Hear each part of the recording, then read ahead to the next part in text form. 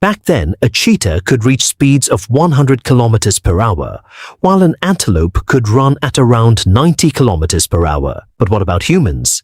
At best, we can sustain only about 15 to 16 kilometers per hour without exhausting ourselves. In terms of speed, nearly every predator and prey animal in nature outperformed our ancestors. So if early humans were so vulnerable to wild predators, how did they survive? More importantly, how did they become the most dangerous hunters on the African savannas for nearly 2 million years? How? Because they didn't hunt with speed. They hunted using 3 methods that were far more effective. Method number 1, the heat trap. Imagine a kudu antelope. The moment it spots a predator, it explodes into motion. Before you even realize what happened, it can reach incredible speeds and vanish into a cloud of dust. Before the hunter has taken 3 steps, the kudu is already a tiny dot on the horizon. So the hunt is over, right? Not at all. Because the antelope carries a hidden weakness. It cannot cool itself as effectively while running at high speed. In many 4-legged mammals, breathing and running are tightly linked, and each stride compresses and expands the lungs. During intense sprints, they can struggle to dump heat efficiently, causing body temperature to rise rapidly. A hard run can push an antelope's internal temperature dangerously close to its physiological limits. That is why the kudu eventually has to slow down or stop. It seeks shade, pants, and tries to get rid of excess heat, actions that become critical for survival. And at that moment, the slowest hunter on the savanna appears, the human. The human body is built almost the opposite way. Relatively hairless skin, millions of sweat glands, and the ability to lose enormous amounts of heat through sweating. Humans are among the rare mammals that can keep cooling themselves effectively even while moving. The hunt is not really a race of speed, it is a race of endurance. The kudu may create a huge lead with its explosive acceleration, but it must pay for that speed by shedding heat. Meanwhile, the human hunter keeps coming, jogging or even walking steadily for hours. Eventually, the animal becomes exhausted. Its muscles stiffen, its heart pounds, and it collapses in the first patch of shade it can find.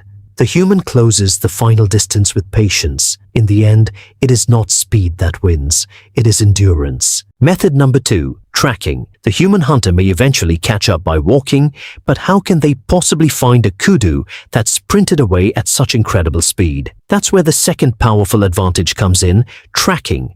The moment the antelope disappears from sight, the trail is gone for an ordinary person, but not for a hunter. A faint scratch in the dirt, a hoof print, a bent blade of grass, or even a drying drop of saliva.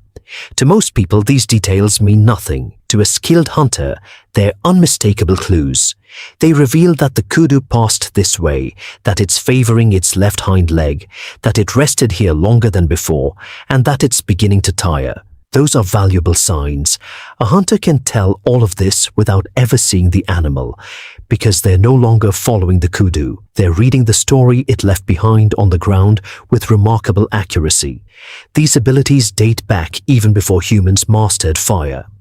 Gathering evidence, recognizing patterns, predicting where an unseen animal is likely to be, and testing those predictions step by step were survival skills refined over countless generations. A wrong prediction meant hunger, something our ancestors couldn't afford. A correct prediction meant survival and the continuation of future generations.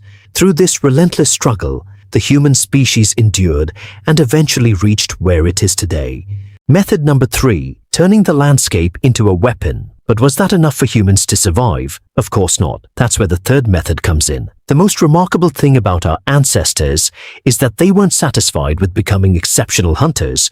They also learned to turn the landscape itself into a weapon. Imagine a herd of hundreds of animals running at full speed across open ground. On both sides of them, low stone walls stretch into the distance. At first glance, they don't seem to block the animals at all.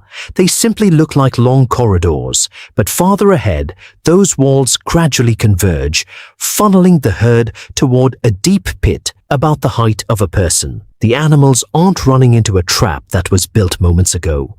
They're running into one that may have been constructed generations earlier by previous human communities. We know this because more than 6,000 of these stone structures have been discovered across the Middle East.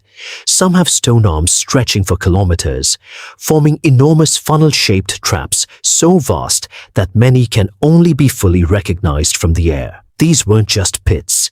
They were hunting machines, engineered to channel entire herds into a single deadly point. Early humans understood how to use the landscape itself as one of their greatest hunting weapons.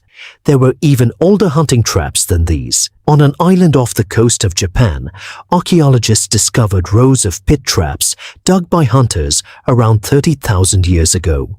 These pits were arranged across open terrain to drive animals directly into them.